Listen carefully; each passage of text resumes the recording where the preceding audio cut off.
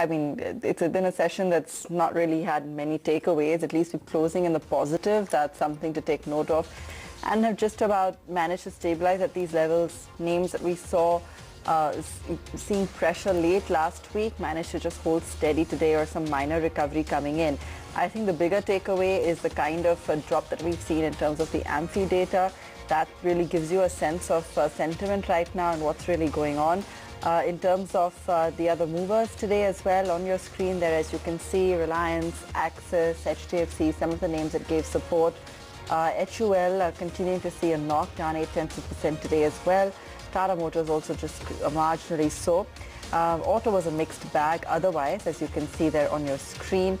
Metals also a mixed bag, with JSW seeing recovery. IT trading today after 2 weeks of gains, so we did see pressure coming in on some of the IT heavyweights for sure, all across the board there. And Adani Port, that's one that stood out, for example, up about close to 2% or so on an Adani Ports today. And that from the heavyweights, that's one that definitely did stand out. But from the broader market, Savan? Well, yeah, first up, the mid-cap index goes home flat with minor negative bias, but the small-cap index, that's shaved off 0.7%. So the underperformance, it's stark and it's evident.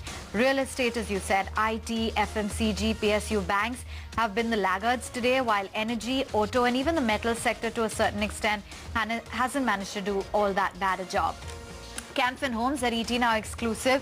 They could be completing the stake sale soon, and it could be at a decent premium to the current price being offered. The stock goes home at 412. You've got Maruti as well in the limelight, raising production after 9 months of an output cut. So yes, above the 7,000 mark. HUL is on Goldman Sachs' sell radar. They've got a target price at 1771. Third straight day on the trot, and the stock is in the red. Inox goes home in the red, but it's been a positive view from CLSA. They've got a buy with a 450 rupee target price. Dish TV, CARE cut the short-term debt rating to D from A4+, though the management has said they want to reiterate that they will repay all their debts as and when they're due in the future.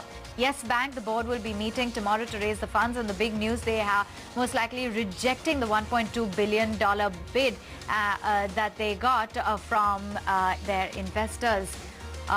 Meantime, you've also got DMart. RK Damani is potentially, according to reports, going to tap banks for the DMart sale. And VATech Wabag has been an active mover on reports that the management says they are back on the growth path.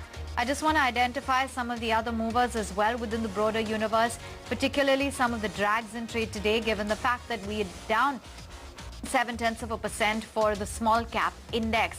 So a whole host of losers, CCD being a prominent name, down 10%. Jagran in the red. PNB Housing goes home with a cut. AB Capital is shutting shop sub the 100 level. Quest is in the red. HDFC AMC along with MMTC. Prestige Estates, Indiabulls Housing, Reliance Naval, as well as something like GNFC are some of the other drags. It's a breath in favor of the losing side. I think by the time we close, 40,487 on the Sensex.